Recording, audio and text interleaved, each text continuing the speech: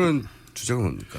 네, 오늘은 요즘 이제 날씨가 많이 추워졌지 않습니까? 네. 그래서 또 겨울철 보양식이 생각이 나는데 갑자기 웃기려고 그러는데. 그 중에 대해서 좀 장어에 대해서 이야기를 좀 해보려고 합니다. 왜 웃으시죠?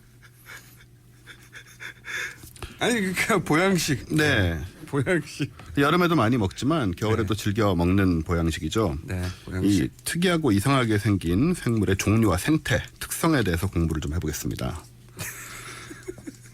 일단 장어가 종류가 많은 거 아시죠? 전 민물 장어 네, 정도 알고. 전기 장어. 예, 전기장어는 엄밀하게 말하면 장어가 아닙니다. 아 그래요? 네, 다른 종이고요. 네. 전기 장어는 그렇게 불리긴 하지만 한번 장어로 분류되지 않아요? 예, 장어 종이 아닙니다. 꼼장어. 꼼장어. 그렇죠. 꼼장어가 장어 종이 아닙니다. 그리고 사실. 그래요? 네. 우리가 장어를 식용으로 많이 먹는데 보통 헷갈리거든요. 이거 좀 정리를 해드리면 우리가 비싸게 먹는 민물 장어가 뱀장어입니다. 뱀장어. 같은 거예요. 네.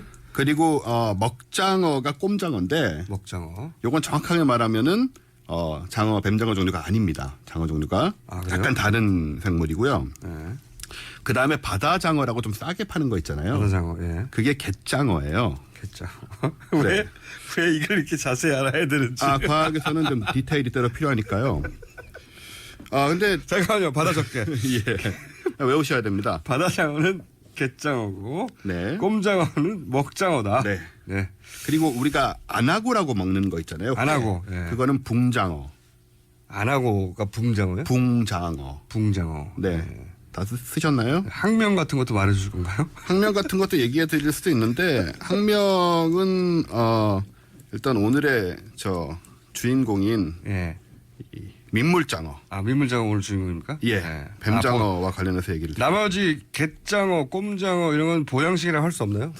물론 보양식이라고 할 수 있지만 아무래도 민물장어가 제일 비싸고 네. 영양가도 많다고 하고 그렇기 때문에 보양식으로 즐겨 먹는 음식이죠. 이 과학의 관점에서 지금 어류 분류를 하고 있는 거네요. 네. 그렇습니다. 네. 생물학이죠. 생물학. 네. 근데 이게 재밌는 게 뭐냐면요. 네. 이 민물장어도 사실 완전히 민물장어가 아닙니다. 민물장어는 민물에만 살 것 같잖아요. 그래서 민물장어라고 부르는 거 그게 아니에요? 아니에요. 아, 그래요? 어떻게 사냐면 일단 우리나라 이제 강에 민물에서 몇 년을 삽니다. 강에서 일단 살아요. 꽤 오래 살아요. 네. 살다가 알을 낳기 위해서 태평양 심해로 나갑니다. 아, 그래요? 네. 그 염도가 완전히 다른 곳에서 살 수 있나 보네요. 그러니까 연어처럼 이제 회유를 하는 건데 일종의. 근데 민물에서 오래 살죠. 이렇게 해외에 도착하면 이 장어는 산란기에 이르게 되는데. 근데 이 신기하네요. 왜냐하면 대부분의 어류들이 그 염분이 달라지면 못 살고 죽거든요. 네. 근데 민물장어는 그걸 해내는 얼마 안 되는. 그러니까 여기저기서 잘 생존하는 그런 생물인데요. 여기저기서 잘 생존하는. 해외에 도착한 장어가 이제 산란기에 이르게 되는데 네. 이때 몸이 마치 이제 기름을 바른 듯이 금속성에 빛이 납니다. 다 과학적 팩트고요. 그러니까 민물에 살다가 네. 바다에 가서 그런 빛이 난다는 겁니까? 아니면 바다에서 다시 산란하게 돌아올 때? 바다에서 산란을 하는데 그때 이제 몸에서 빛이 나게 되죠. 금속성에. 연어하고는 다르네요. 연어에는 바다에 갔다가 민물에 반대입니다. 와서 산란하는데 그렇죠. 여기는 민물에 살다가 바다에 가서 산란을 한다. 네네. 그런 그때 의미죠. 미끌미끌해서 기름처럼 된다. 네. 그리고 이제 여기 소화기관이 퇴화하게 되고요. 이제 생식기관만 발달을 하게 되는데. 그 기간 동안. 네. 이게 욕망의 화신이 되는 거죠. 욕망의 화신. 이건 제가 지어낸 말이 아니고요. 예. 맛칼럼니스트인 유명한 황교익 씨가 네. 저서 행복한 맛 여행에서 예. 이때의 모습을 일컬어 욕정의 아름다움을 온몸으로 드러낸다고 표현을 하고 있습니다. 네, 황교익 씨가 직접 쓰신 표현이고요. 금요일날 황기혁 씨한테 물어봐야 네. 되겠네요. 그러니까 정리를 하자면 민물에 살다가 네. 산란기가 되면 바다로 나간다. 네. 이때 온몸이 빛나면서 소위 기름장어의 빛이 그렇습니다. 불리는 그 시점이 되는데 그때 소화기관이 오히려 다 퇴화돼 버리고. 퇴화되고 갑자기 생식기만 존재하는 네네. 생물체가 되어서 네. 황규 씨의 표현에 의하면 뭐라고요? 욕정의 아름다움을 온몸으로 드러낸다. 욕정의 아름다움을 온몸으로 네, 드러낸다. 굉장히 특이한 표현을 쓰셨더라고요. 시적이네요. 네. 그렇습니다. 그런 상태가 된다. 네, 그런 다음에 이제 새끼가 태어나요 여기서. 네. 태어나면 얘들이 귀소 본능이 있습니다. 참 희한하네요. 그러니까요. 바다에 나가서 산란을 하고 새끼 상태에서 강으로 올라온다는 거 아닙니까? 한국까지 돌아오는 거예요. 그 태평양 한가운데서. 태평양 한가운데서 네. 한국으로 돌아온다.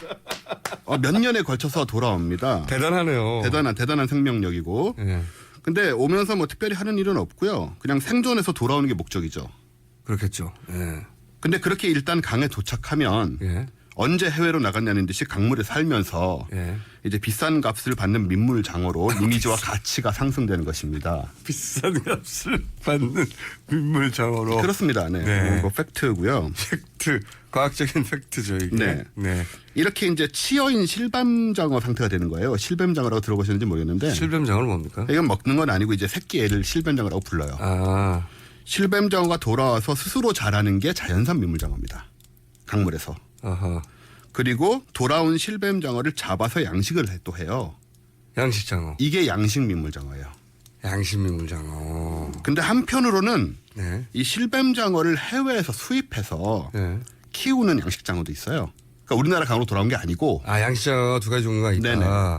하나는 이 돌아와서 스스로 자라면 이게 자연산 장어고 그렇죠. 비싼 거죠. 네네. 비싼 건데 아예 새끼들 키워가지고 왜냐면 이제 자라는 동안 죽을 수도 있고. 그렇죠. 그러니까 아예 생존율을 높이기 위해서 새끼 상태를 딱 잡아가지고 양식을 하는데 그것도 두 종류가 있다. 네. 하나는 돌아온 이후에 양식을 하는 것도 있고 아예 해외에서 네. 수입을 해서 양식을 하는 경우도 있다. 그렇습니다. 그 실뱀 장어 상태를 수입을 해서 양식을 하는데 근데 흥미로운 부분은 뭐냐면 이 실뱀 장어 치어가 어디서 뭘 하다 왔던 상관없이 일단 국내에서 6개월만 양식을 하면 국산 마크를 달고 대선에 시장에 출하할 수 있게 됩니다. 출하할 수 있다. 네.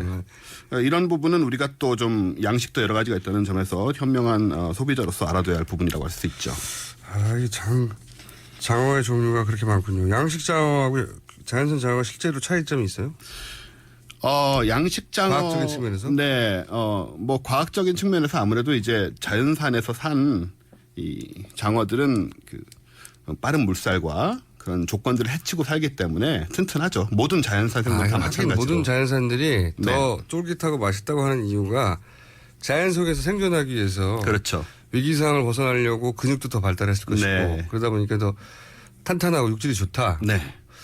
또 탕류에서 버티는 어떤 힘, 생존력 그리고 어떤 강의 그 현황을 잘 이해하고 자연 상태에서 또 먹이도 다양한 종류를 먹었을 테고 또 위험도 벗어나면서 살았어야 되고. 네, 더 이 민첩했을 거고. 양식 경우에는 이제 뭐 해외에서 수입을 해서 어쨌든 간에 이제 가둬가지고 먹이를 주는 상태이기 때문에 아무래도 어떤 그 생존력이나 이런 게 좀 떨어지고 좀 검증이 좀 안 된 상태라고 할 수 있죠. 근데 이제 그 회주하시는 분들이 자연산하고 양식하고 구분해서 먹을 때 네.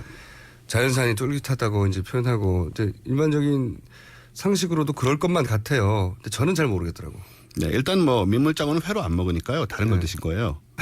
아니, 그러니까 일반적인 회를 먹을 때 네. 자연산이 훨씬 더 쫄깃하다고 해서 네. 구분해서 먹어보면 제 입맛이 둔해서 그런 건지 이게 양식을 자연산으로 가져와도 이게 속인 건지 아닌지 저는 잘 모르겠더라고요. 사실 잘 모르는데요. 네. 또 일장일단이 있다고 해요. 그래서 양식이라고 꼭 나쁜 건 아니고 뭐 장어 하시는 분들 많이 계시니까 어쨌든 우리가 이제 자연산이 있고 양식이 있고 또 해외 치어를 수입해서 6개월 동안 키운 양식도 있다. 네. 그런 정도는 우리가 현명한 주권자로서 이제 소비자로서 구별을 하고 먹자 이런 얘기죠.